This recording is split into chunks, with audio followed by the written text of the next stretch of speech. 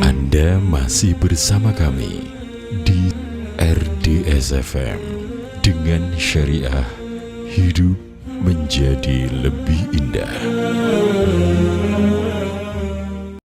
Nafsu untuk macam-macam ya, nafsu apapun mari kita upayakan, kita jadikan hawa nafsu kita mengikuti Quran dan Sunnah. La yu'minu ahadukum hatta yakuna hawahu taba'an lima ji'tu bih. Begitu Nabi bersabda. Kamu tidak dianggap iman yang sempurna sampai kamu menjadikan hawa nafsu mengikuti apa yang aku datang dengannya. Kemudian yang ketiga, hati manusia melihat manusia ini kebanyakan memiliki barang yang berharga, yang dijaga, yang disimpan, takut hilang. Nah, kalau sekarang mungkin emas, uang banyak, ditaruh di bank, diberangkas, biar nggak hilang, dijaga betul. Dan Hatim al-Asam rahimahullah sadar bahwa barang-barang berharga itu juga akan hilang nantinya. Maka beliau menjadikan sesuatu yang berharga dari miliknya untuk dijaga oleh Allah Subhanahu wa taala. Waktunya, hartanya, kedudukannya, semuanya diserahkan untuk kepentingan agama Allah Subhanahu wa taala agar bernilai dan dijaga oleh Allah. Nilai-nilai tadi tidak hilang begitu saja. Masya Allah, kesimpulan yang sangat bagus sekali dari ulama Hatim al-Asam ini yang perlu juga kita ikuti, kita renungkan kesimpulan-kesimpulan yang memang sesuai dengan ajaran Islam ini sendiri tentunya.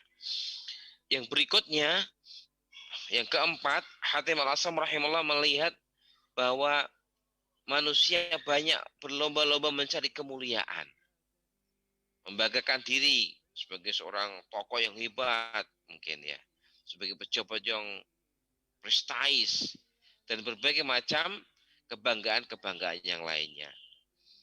Kemudian beliau melihat firman Allah, a'udzubillahi minasyaitonirrajim, bismillahirrahmanirrahim, inna akramakum 'indallahi atqakum. Sesungguhnya orang yang paling mulia di antara kalian adalah yang paling bertakwa di antara kalian. Maka beliau menjadikan takwa sebagai hal yang paling penting dalam kehidupannya. Nah, ini juga menjadi renungan kita. Kadang-kadang kita lupa bahwa kemuliaan kita ini bukan karena urusan-urusan dunia kita. Ya, kadang-kadang kita merasa bangga menjadi pejabat. Kadang-kadang kita bangga menjadi hartawan. Bangga menjadi ulama yang dipuja-puji manusia. Tapi sadarlah kita bahwa semua itu adalah topeng-topeng dunia. Semua yang kita miliki inilah kedok-kedok dunia kita. Tetapi sebenarnya kemuliaan itu bukan pada kedudukan di hadapan manusia. Kemuliaan itu adalah ketika kita mengisi hati kita, mengisi jiwa kita dengan takwa Allah. Inna akramakum indallahi atqakum.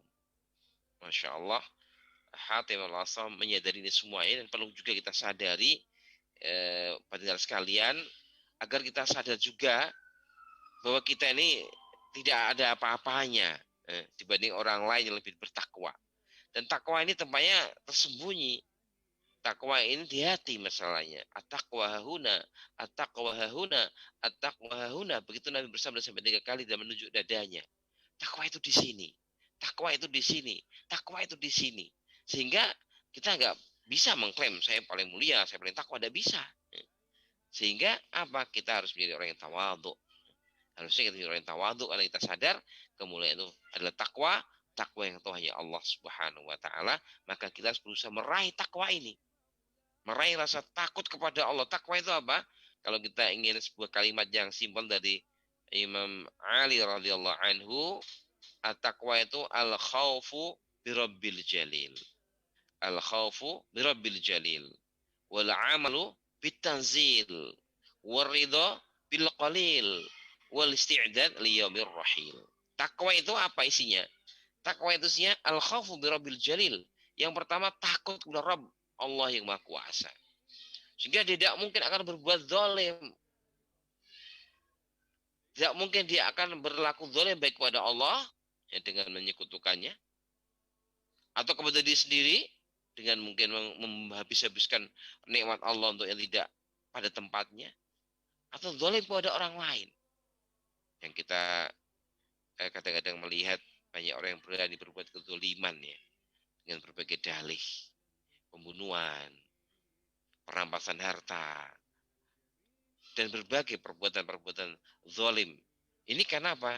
Ya, nggak ada al-khaufu min rabbil jalil. Takut kepada Rabb yang Maha Kuasa. Kemudian rasa takutnya itu membawanya kepada al-amalu bitangzil. Dia akan mengamalkan at-tangzil, yaitu wahyu, Quran, dan sunnah. Yang bukan sekadar sebagai bacaan, sebagai sumber ilmu, tapi sebagai panduan kehidupan, way of life, panduan kehidupan. Sehingga hidupnya akan berusaha mengamalkan apa yang diajarkan, diperintahkan oleh Al-Quran dan Sunnah itu sendiri. Waridha bil qalil, orang bertakwa ini orang yang tidak berkarakternya tidak gampang Rasulullah, tidak gampang mengeluh, ya. Dia sadar yang dari Allah ini yang terbaik, maka dia ridho apa yang Allah berikan, dia ridho bil qalil. Wal isti'dad li yaumir rahil, dan dia selalu berusaha bersiap-siap menghadapi hidup setelah mati. Hidup setelah mati. Karena dia sadar hidup ini tidak begitu lama, maka dia bersiap-siap bagaimana agar nanti ketika malaikat maut menjemput nyawanya, dia telah punya bekal dan persiapan menghadap Allah Subhanahu wa taala. Itu at-taqwa. Nah, siapa di antara kita yang semakin kuat takutnya pada Allah, semakin tunduk kepada wahyu, semakin dia persiapan menghadapi hidup setelah mati, itu orang yang semakin bertakwa. Dan ini tidak hanya dimiliki orang-orang dengan spesialisasi khusus. Ini bisa dicari siapapun. Yang kadang-kadang orang itu tidak begitu kelihatan dalam pandangan manusia, tapi dia makamnya tinggi di hadapan Allah Subhanahu wa taala. Masih ingat ya hadis yang sering saya sampaikan, ada dua orang yang lewat di depan Nabi. Yang pertama ini orang yang berlente, kaya raya, pentunggangnya bagus. Kalau sekarang mobilnya mantap, Alphard mungkin ya, mobilnya gagah. Sehingga sahabat-sahabat, wah ini mantap ini. Kalau ngomong pasti didengar. Kalau ngelamar pastilah diterima. Mantap penampilannya. Kemudian orang kedua mungkin pakai mobil Honda 78 begitu. Wajahnya juga biasa, tidak menampakkan ketampanan, pancaran ketampanan. Sederhana. Orang sampai mengatakan, ini orang kalau ngelamar siapa yang mau? Kalau berbicara siapa yang mau mendengar? Penampilannya tidak meyakinkan. Tetapi apa? Rasulullah Shallallahu Alaihi Wasallam bersabda, Inna hada khairu min hada bil mil'il ardi. Orang yang kedua ini, yang dianggap kalau ngomong nggak didengarkan, kalau ngelamar nggak diterima, itu ternyata lebih baik sepenuh bumi. Lebih baik sepenuh bumi dibanding orang yang kedua. Orang yang pertama. Jadi orang pertama yang tadi jumlahnya memenuhi bumi, dibanding satu orang itu tadi, itu lebih khairnya, lebih bagus orang yang satu toh itu. Kenapa? Kualitas takwanya, kualitas hatinya yang takwa kepada Allah Subhanahu wa taala. Luar biasa ini. Ketakwaan ini menjadi sebuah wasilah untuk mendapatkan kemuliaan. Maka yang kita kejar mestinya ini. Ya, dalam kehidupan ini bukan yang kita kejar dunia, pangkat, jabatan. Ya kalau itu kita kejar dalam rangka untuk takwa, tafadhol. Takwa itu untuk takut pada Allah dan untuk berkhidmat kepada agama Allah, silahkan ya. Tapi kalau kita mengejarnya ya hanya untuk prestasi dunia, itu berat tentang ujian di depan Allah Subhanahu wa taala. Hari ini kan terjadi ya. Urusan jabatan ini, masya Allah, orang habis-habisan ingin mendapatkannya. Nah, untuk apa dia mencari itu? Apakah untuk khidmat kepada Allah, dalam mereka mengabdi kepada Allah, ataukah untuk khidmat kepada hawa nafsunya? Ini mesti bagi orang-orang Islam yang memang berjalan di situ, ya harus difikirkan. Jangan sampai upayanya untuk mengejar jabatan, mengejar kekuasaan, mengejar apapun itu dalam rangka hanya untuk mengikuti hawa nafsu. Nanti kalau itu terjadi, meskipun dia seorang muslim, KTP-nya tidak akan banyak manfaatnya untuk agama Allah. Ya, tidak akan banyak manfaatnya untuk menjaga agamanya dan menjaga kemaslahatan umat Islam khususnya dan manusia pada umumnya. Karena kalau sudah hawa nafsu ini yang penting mereka senang, tidak peduli dengan manusia. Itulah akidah yang sangat berbahaya, seperti akidah halalkan segala cara. Karena apa? Tuhannya hawa nafsu, bukan Allah. Tidak punya Tuhan mereka. Itu masalahnya. Tuhannya tidak yang dia takuti tapi mengikuti hawa nafsunya. Sehingga akhirnya ya yang menurut mereka senang ya itulah yang terbaik. Ini pendengar sekalian, mari kita berusaha mengejar takwa. Artinya berusaha meningkatkan takwa kita terus. Ittaqillah, ittaqillah. Begitu Allah ingatkan kita, ittaqillah. Di Quran itu berapa ratus kata tentang takwa ini. Yang tiap Jumat, khutbah Jumat, khatib ingatkan ittaqillah, ittaqillah.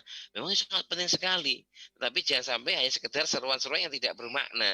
Tapi mari kita berusaha agar betul-betul kita ini berusaha meningkatkan takwa itu. Dengan bagaimana caranya? Ya diantaranya kita harus ma'rifatullah, kita harus agak kuat. Ana a'lamukum billah wa akhwafukum billah, kama qala Rasulullah sallallahu alaihi wasallam.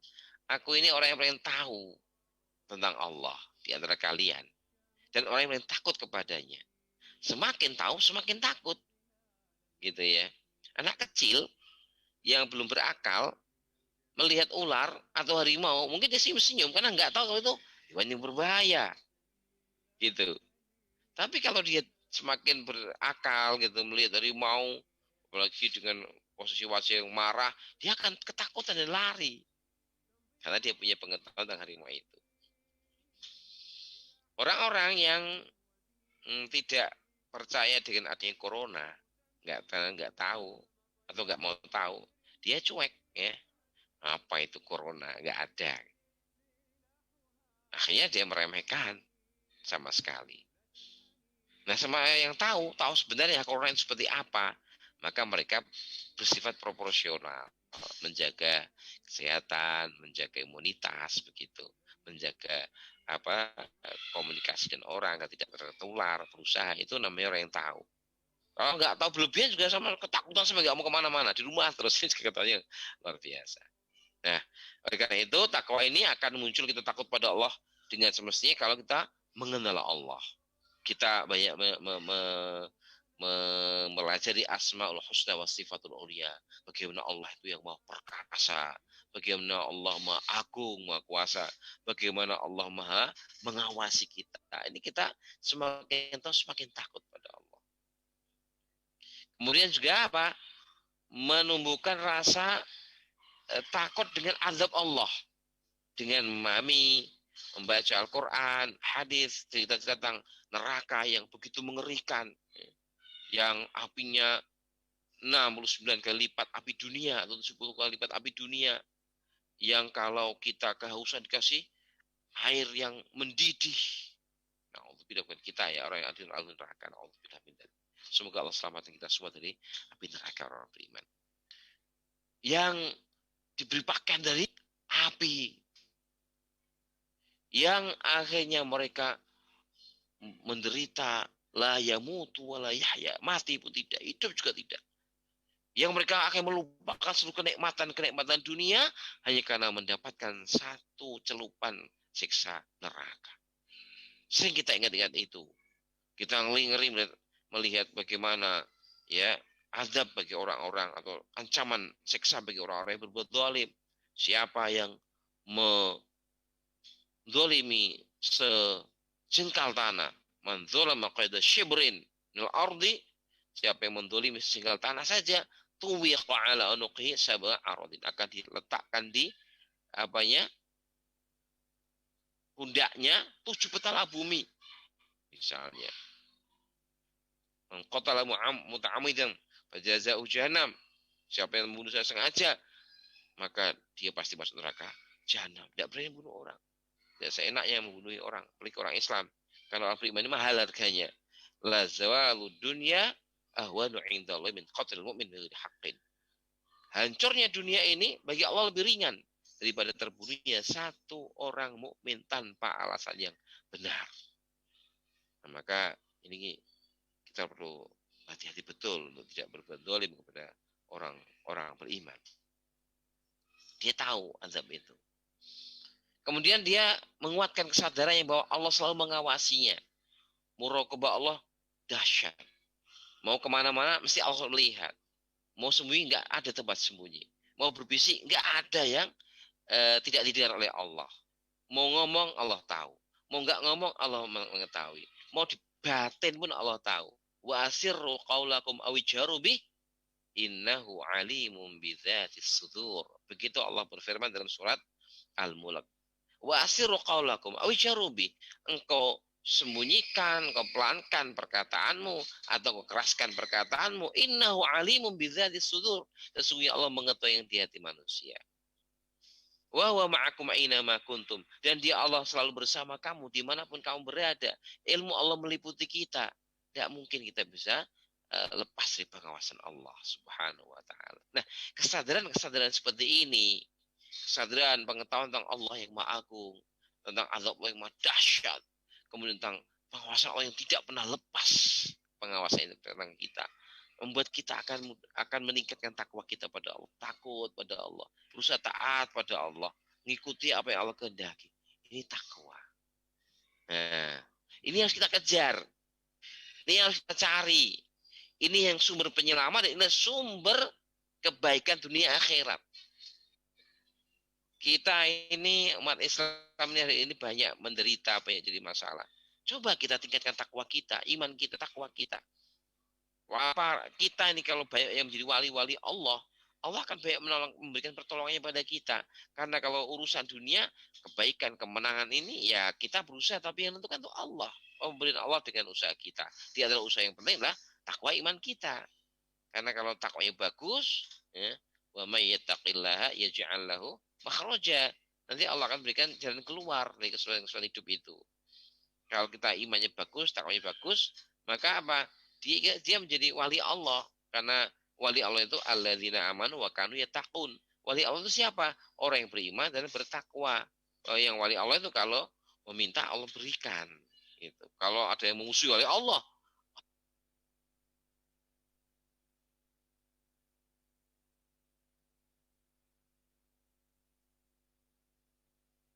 maka aku Allah, dia telah mengajakku untuk berperang atau mengizinkan berperang dengannya.